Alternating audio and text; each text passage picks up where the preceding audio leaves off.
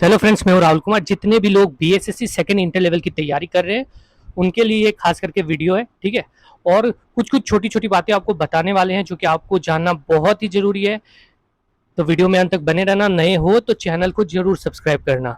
सबसे इंपॉर्टेंट चीज जो आपको बताने जा रहे हैं कि एनसीएल और ओबीसी सर्टिफिकेट वो दोनों अलग है।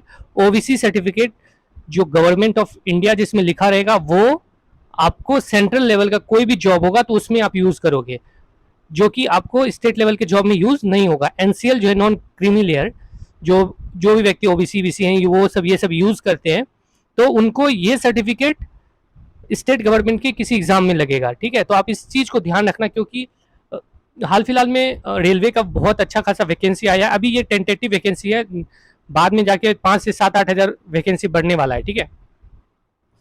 तो इसमें जो सबसे इंपॉर्टेंट चीज है कि आए दिनों हम लोग देखते जा रहे हैं कि हमारे ऑफिस में भी बहुत सारे लोग इस चीज से छटते हैं ओबीसी के कैंडिडेट की उनका OBC certificate after crucial date, मतलब और बहुत पुराना होने के वजह से। क्रूशियल डेट का मतलब जो फॉर्म भरने का लास्ट डेट है उससे पहले का आपका होना चाहिए। तो अभी जो भी ओबीसी कैंडिडेट होंगे या बिहार से होंगे या कहीं से भी होंगे तो वो ओबीसी सर्टिफिकेट बनवा लो नया। अगर आपके पास 1 साल पुराना भी है तो वो चलेगा, लेकिन आप नया भी बनवा लो, ठीक है। क्योंकि मतलब ऐसा बार बार नोटिफिकेशन में एसएससी का जो भी नोटिफिकेशन आता है उसमें साफ बोला जा रहा है कि अगर ओबीसी सर्टिफिकेट आपका आफ्टर क्रूशियल डेट का होगा तो आपको डायरेक्ट रिजेक्ट किया जाएगा। पहले क्या होता था कि अगर ओबीसी सर्टिफिकेट आपका काम नहीं करता था तो आपको जनरल में दे दिया जाता था, लेकिन अभी आपको डायरेक्ट रिजेक्ट किया जाएगा। तो अगर जो भी कैंडिडेट है वो ओबीसी सर्टिफिकेट नहीं है और उनके पास एनसीएल है और वो रेलवे का भरने जा रहे हैं तो एनसीएल का कोई भी यूज नहीं है रेलवे में। ऐसा मत करना कि एनसीएल को ही आप ओबीसी सर्टिफिकेट समझ के और एनसीएल का जो नंबर रहता है वही डाल देना, ठीक है। तो बाद में फिर आपको बहुत दिक्कत होगा। एक चीज ये। दूसरा चीज ऐसी ये है कि देखो, जो भी एग्जाम होगा, ठीक है, अब ऐसा नहीं है कि आप जो है सिर्फ बीएसएससी के लिए ही बने हो, मतलब बीएसएससी का एग्जाम नहीं होगा तो आप दूसरा एग्जाम दोगे ही नहीं, ठीक है। जब जो भी एग्जाम होने वाला है सबका सिलेबस लगभग सेम ही है। रेलवे का जो एग्जाम होगा, देखो, मैथ्स है, रीजनिंग है, जीके, कितने भी मार्क्स का मैथ्स हो, कितने भी मार्क्स का जीके हो, जीएस हो, करंट हो, और कितने भी मार्क्स का रीजनिंग हो, आपको पढ़ना उतना ही टाइम है, ठीक है। क्योंकि सिलेक्शन लेना है और अच्छा स्कोर करना है, और सिलेक्शन लेने और अच्छे स्कोर करने में आपको उतना ही टाइम देना होगा जितना कि ज्यादा वाले एग्जाम में होगा, ठीक है। मतलब मेरा कहने का है कि जैसे मान लो रेलवे के एग्जाम में 30 क्वेश्चन ही मैथ का है, 30 क्वेश्चन रीजनिंग का, जबकि बीएसएससी में 50 क्वेश्चन है रीजनिंग का। तो ऐसा नहीं कि रेलवे वाले में आपको कम टाइम देना पड़ेगा और बीएसएससी में ज्यादा टाइम देना पड़ेगा।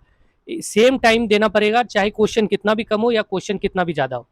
क्योंकि जितना कम क्वेश्चन रहेगा कंपटीशन उतना बढ़ता है, और जितना ज्यादा क्वेश्चन रहता है कंपटीशन थोड़ा सा कम हो जाता है उसकी वजह से।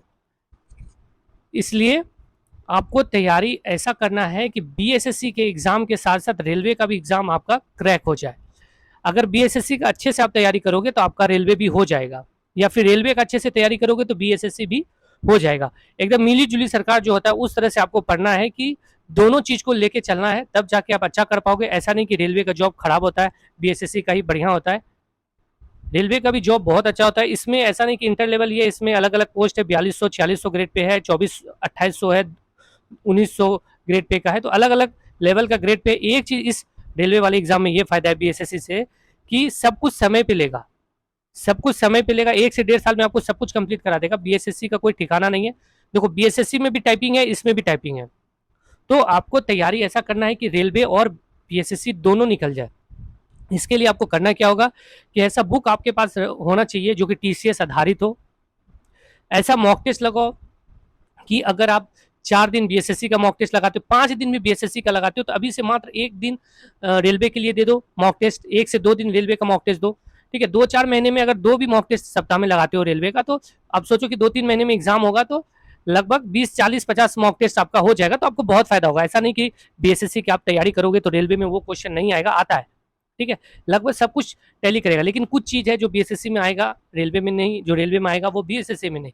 जैसे बिहार का कुछ क्वेश्चन है वो बीएसएससी में आएगा, रेलवे में नहीं आएगा। तो ये सब चीज को ध्यान करना है, ठीक है। बाकी बात, ये सब क्वेश्चन तो बिहार हो गया, करंट हो गया, ये सब तो लास्ट का चीज है।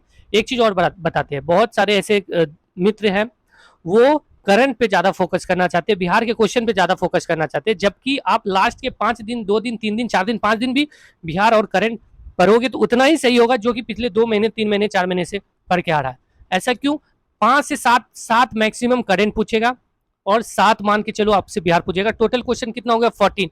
ये 14 को पढ़ने के लिए आपको अच्छा खासा बुक पढ़ना पड़ जाएगा, तब आपको 14 में 14 आएगा। नहीं तो नॉर्मल आप पढ़ोगे 5 से 6 दिन तो ये 40 में 6-7 क्वेश्चन आपका ऐसे सही हो जाएगा। छूटा कितना 7 क्वेश्चन। सिलेक्शन फाइनल में 115 से 17 क्वेश्चन पे सिलेक्शन होता है। पीटी में आपका 100 से 105 के बीच जनरल कैटेगरी का कटअप जाएगा। तो आप ये सोच लो कि अगर 30 क्वेश्चन में मेरा छूट रहा है तो उससे आपको कोई भी दिक्कत नहीं है, ठीक है। तो इसलिए जितना क्वेश्चन आपका सही हो रहा है, जो चीज आप जान रहे हो उसमें माहिर हो जाओ।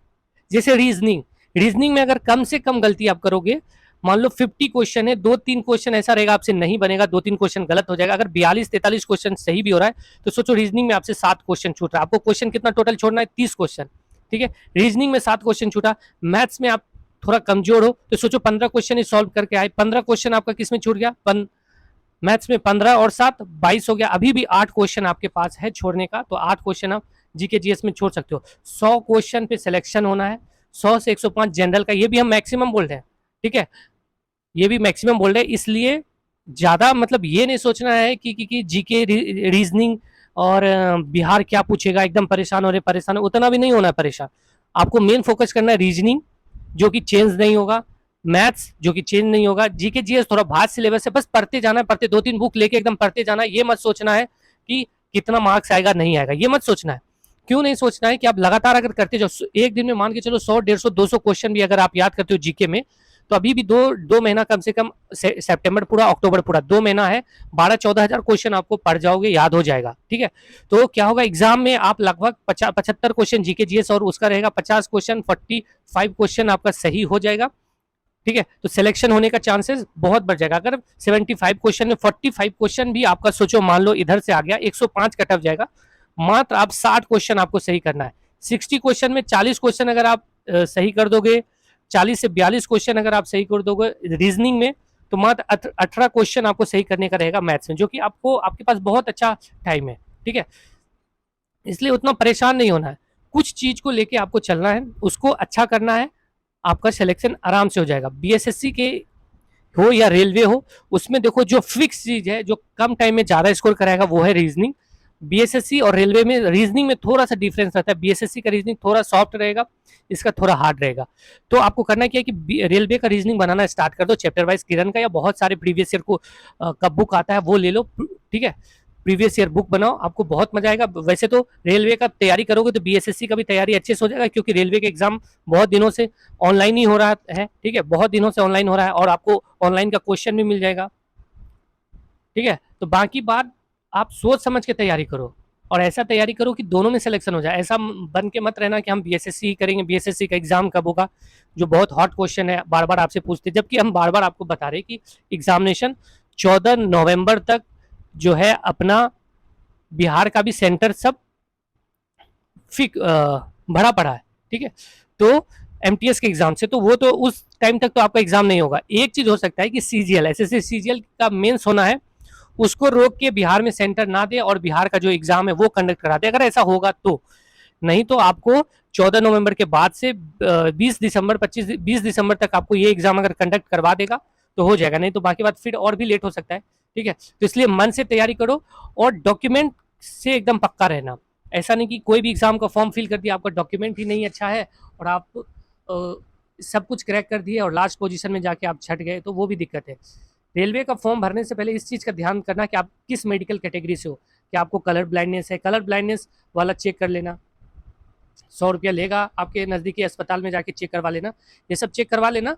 नहीं तो फिर साइको के टाइम इसका कुछ एक लेटर मांगता है हॉस्पिटल से, अभी मांगता है या नहीं वो नहीं जानते, लेकिन हमारे टाइम में तो मांगता था। और क्योंकि देखो उसमें अलग अलग पोस्ट है, जिसमें कि अलग अलग क्राइटेरिया मांगता है आई का, आई साइट का, ठीक है।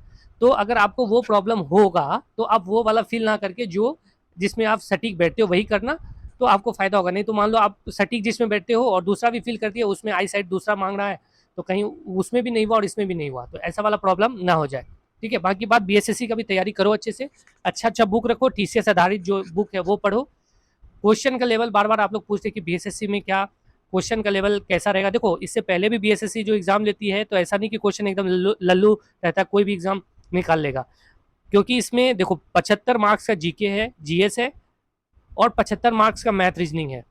और होता क्या है कि जिसका मैथ रीजनिंग अच्छा होगा उसका जीके अच्छा नहीं होगा। वेटेज देखो दोनों का बराबर है, तो इस वजह से मैथ रीजनिंग किसी का कितना भी अच्छा होगा तो इसमें 75 में आदमी 68 69 लाता है, ठीक है। फिर भी यहाँ से 7 8 क्वेश्चन गलती हुआ, और उधर जाके आपको मतलब जो मैथ रीजनिंग अच्छा है तो जीके जिसमें थोड़ा कमजोर रहता है तो 75 में 35 40 इस तरह से जो अच्छा स्टूडेंट है वो लाता है।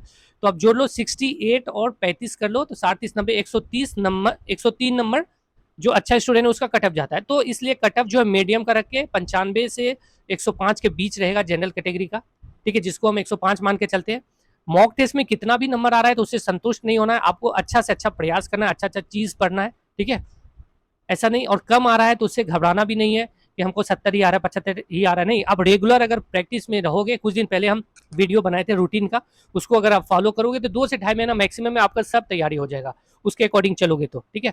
बाकी बात मिलेंगे नेक्स्ट वीडियो में, और आपको इसी तरह कुछ ना कुछ बताते रहेंगे। देखो छोटा छोटा चीज जानना बहुत जरूरी है, क्योंकि होता क्या है कि अगर छोटा छोटा चीज नहीं जानने के बाद हम लोग अच्छा तैयारी करने वाले रहते हैं, अच्छा मेरिट रहता है, लेकिन ट्रैक से चेंज हो जाते हैं और सिलेक्शन नहीं हो पाता, और हम ये सोच नहीं पाते कि किस वजह से हमारा सिलेक्शन बार बार रुक रहा है, ठीक है।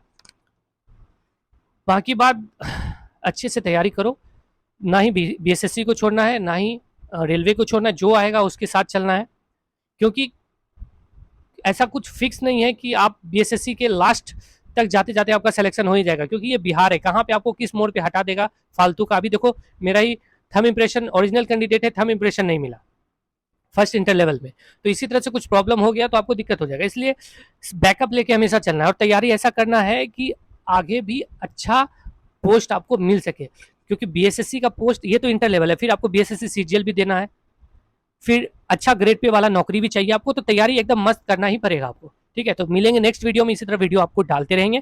अभी कुछ दिनों से हम जीके का वीडियो डाल रहे, उसको देखो, उसमें प्यार दो। देखो छोटा 4 5 मिनट का वीडियो रहेगा जीके का, उसको देखना, आपको अच्छा लगेगा, ठीक है। क्वेश्चन टीसीएस से आधारित ही है और आया हुआ क्वेश्चन है, वो आपको फायदा करेगा। 5 10 मिनट में अगर आप किसी टाइम खाना खा रहे हो उसी टाइम देख लो, तो 5 10 क्वेश्चन धीरे धीरे क्वेश्चन बढ़ाएंगे, 20 25 30 क्वेश्चन करेंगे तो वो आपको फायदा करेगा। टीसीएस आधारित है और पूछा हुआ क्वेश्चन है तो वो क्वेश्चन लड़ने का चांसेस ज्यादा रहे, ठीक है। चलो बाय।